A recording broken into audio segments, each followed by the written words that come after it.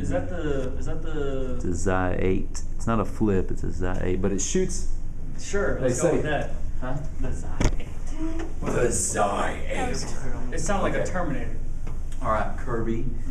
Kirby Fortenberry, state your name now. This is just practice. We'll do more of this in the future, but I want to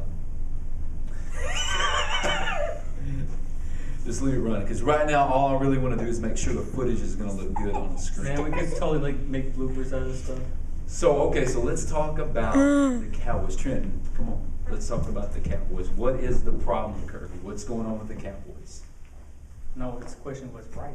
Everything's wrong. Everything's wrong. So maybe we need to start with but the what's only right. thing good is Miles Austin. All right, so let's start there.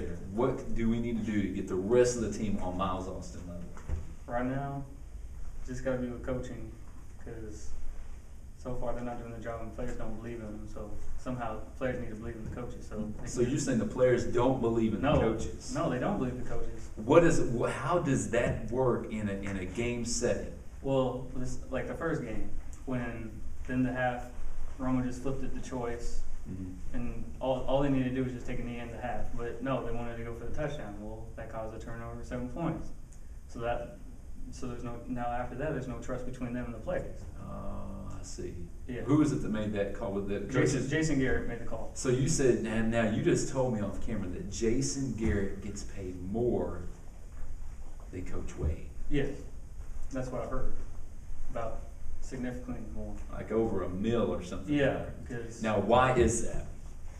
Because because people want him. He's in demand. They want him to be their head coach. Okay, so you think he's an overrated coach? Very. How so? I mean, what is it that he's not matching up to? I mean, who could not have a good offense with Romo, those 3 running backs, Austin, best tight end in the game, Witten, and that old offensive line. I mean, they got the team. They seem to can't string it together. I mean, their yardage, whether it be the running, even though it's between 3 or 4 different backs. Yeah. And even their the catching yards, all that throwing yards, everything seems to be really good. Why can't they score? Why are their stats so high? Yet what have they scored in the first 2 games? How many touchdowns have they scored? First 2 games, they scored 2 offensive touchdowns. 2 offensive touchdowns. Why? How can they have such phenomenal numbers and not make any touchdowns? It's play calling and player selection.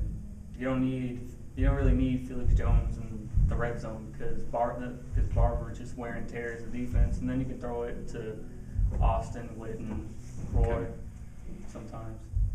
But it's just play calling. I think it's coaching right now. Players, they just don't believe in coaches, so how would they play well if they don't believe in coaches? Fair enough. And that's our first impromptu episode of Kirby Fortenberry on sports. Man, I don't have to get a name though.